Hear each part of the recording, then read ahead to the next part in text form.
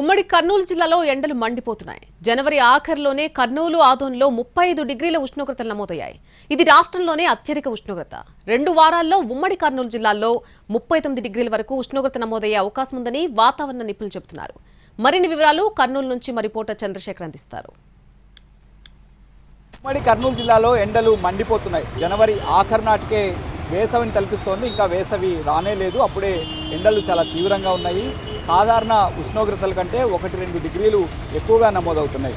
రాష్ట్ర వ్యాప్తంగా కర్నూలు ఆదోన్లో మొన్న అత్యధికంగా ఉష్ణోగ్రత నమోదైంది. 35.9 డిగ్రీల ఉష్ణోగ్రత నమోదైంది. సాధారణంగా కంటే కూడా 0.94 డిగ్రీలు అత్యధికంగా కర్నూలు జిల్లాలో నమోదయ్యింది. నిన్న ఇవాళ కూడా 35 డిగ్రీల ఉష్ణోగ్రత నమోదైంది. ఎండకు ఏ విధంగా ఇబ్బంది పడుతున్నారో వాటితో మాట్లాడే ప్రయత్నం చేద్దాం. చెప్పండి, అసలు టెంపరేచర్ ఎట్లా ఉందండి? ఇప్పుడు అసలు ఎండ తీవ్రత ఎట్లా ఉంది? మార్నింగ్ 9 తర్వాత ఎక్కువ ఉందండి.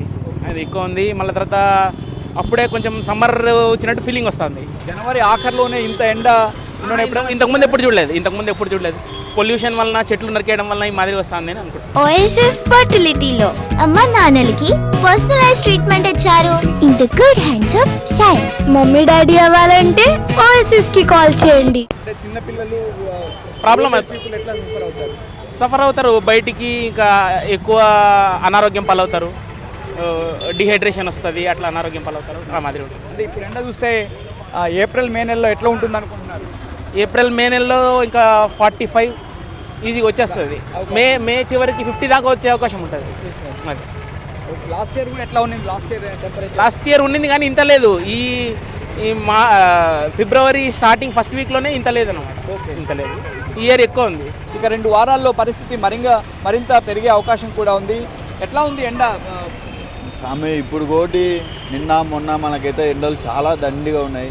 ఇప్పుడు శివభక్తుల స్వాములు కూడా మన శ్రీశైలం బయలుదేరుతా పాదయాత్ర చేసేటప్పుడు కూడా ఈ ఎండలు భరించలేక శ్రీశైలానికి ఎలా బయలుదేరాలో కూడా అర్థమవుతలేదు. ఇంకా మార్చి కాలినడకనే వెళ్తారు కదా శ్రీశైలం కాలినడకనే వెళ్తాం స్వామి. ఇప్పుడు నుంచి వెంకటాపురం నుంచి మేము బయలుదేరాలనుకుంటాం కానీ ఈ ఎండలు మరీ ఎక్కువ అయిపోతున్నాయి. ఇంకా మార్చి కూడా రాలేదు, ఫిబ్రవరి కూడా లాస్ట్ ఎండింగ్ కూడా కాలేదు కానీ ఈ ఎండలు మరీ ఎక్కువ అయిపోతున్నాయి. ఇంకా మేలేలా ఇంకా ఎలా ఉంటాయో అసలు భయపడుకుంటూ ఉన్నాము. ఇంకా నిన్న మొన్న కూడా చాలా ఎక్కువ ఉన్నాయి.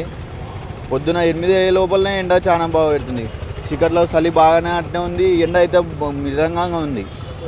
సాయంత్రం అయిన లోపల ఇంకా ఎండ 4:30 అయినా కూడా మనకి ఎండలు ఎక్కువ ఉన్నట్టు అనుకుంటున్నాం sir.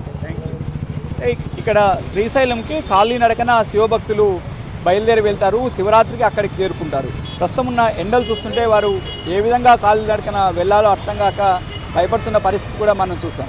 Cameraman మధుతో Chandrasekhar, NTV, Kurnool నుంచి.